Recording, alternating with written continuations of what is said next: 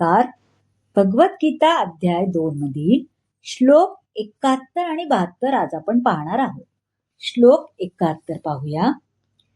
विहाय कामान्य सर्वान् पुमान् शरीती निस्पृह निर्ममो निरहंकारास शांतिमधिगच्छति. विहाय म्हणजे त्याग करून, पुमान म्हणजे मनुष्य. ज्या मनुष्याने इंद्रिय तृप्तीच्या सर्व इच्छांचा त्याग केला आहे, जो निस्पृह अथवा इच्छारहित जीवन जगत आहे, ज्याने पूर्णपणे स्वामित्वाच्या भावनांचा त्याग केला आहे, ज्याच्या ठिकाणी मिथ्या अहंकार नाही, तोच केवळ वास्तविक शांती प्राप्त करू शकतो. आता निस्पृह किंवा इच्छारहित होणे म्हणजे इंद्रिय तृप्ती करता कशाचीही इच्छा न करणे होय. आता दुसऱ्या शब्दात कृष्ण भावना तळीत होण्याची इच्छा होणे म्हणजे किंवा ती करणे म्हणजे वास्तविकपणे निस्पृह होणे होय. जगातील कोणत्याही गोष्टीवर हक्क न सांगता आपण श्रीकृष्णाचा नित्य सेवक आहे याची जाणीव होणे ही कृष्ण भावनेची परिपूर्ण स्थिती आहे.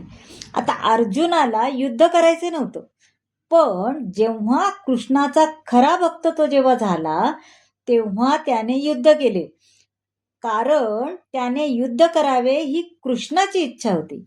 स्वतःसाठी त्याला युद्ध करण्याची इच्छा नव्हती, पण श्रीकृष्णाच्यासाठी त्याच अर्जुनाने आपल्या संपूर्ण सामर्थ्यानिशी युद्ध केले, हो की नाही. आता 72वा श्लोक आपण पाहूया.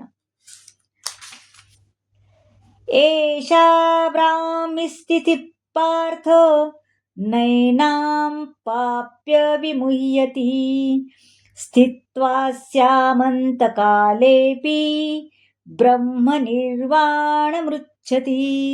यामध्ये ब्राह्मी म्हणजे आध्यात्मिक अंतकाने म्हणजे आणि काने म्हणजे मृत्यूच्या शेवटच्या क्षणी आध्यात्मिक आणि दिव्य जीवनाचा हाच मार्ग आहे. आणि याची प्रचिती झाल्यावर मनुष्य मोहित होत नाही. मृत्यूच्या शेवटच्या क्षणी पण जर एखादा याप्रमाणे स्थित असेल तर तो भगवत धामात प्रवेश करू शकतो. आता मनुष्याला कृष्ण भावनेची किंवा दैवी जीवनाची प्राप्ती त्वरित एका क्षणात पण होऊ शकते, किंवा त्याला लक्षावधी जन्मानंतर पण कृष्ण भावनेची प्राप्ती होऊ शकत नाही. आता ही फक्त सत्याचा स्वीकार करण्याची एक बाब आहे. भौतिक जगतामध्ये इंद्रिय तृप्तीसाठी कर्म केले जाते, तर आध्यात्मिक जगतामध्ये कृष्ण भावना भावित कर्म केले जाते. या जीवनात सुद्धा भावनेची प्राप्ती म्हणजे त्वरित ब्रह्मप्राप्ती होय. आणि जो कृष्ण भावनेत स्थिर आहे त्याने नक्कीच भगवत धामात प्रवेश केला आहे असे समजा. खरं तर भगवद्गीतेचा 2रा अध्याय हा म्हणजे संपूर्ण ग्रंथाचा सारच आहे असं म्हणतात बरं का.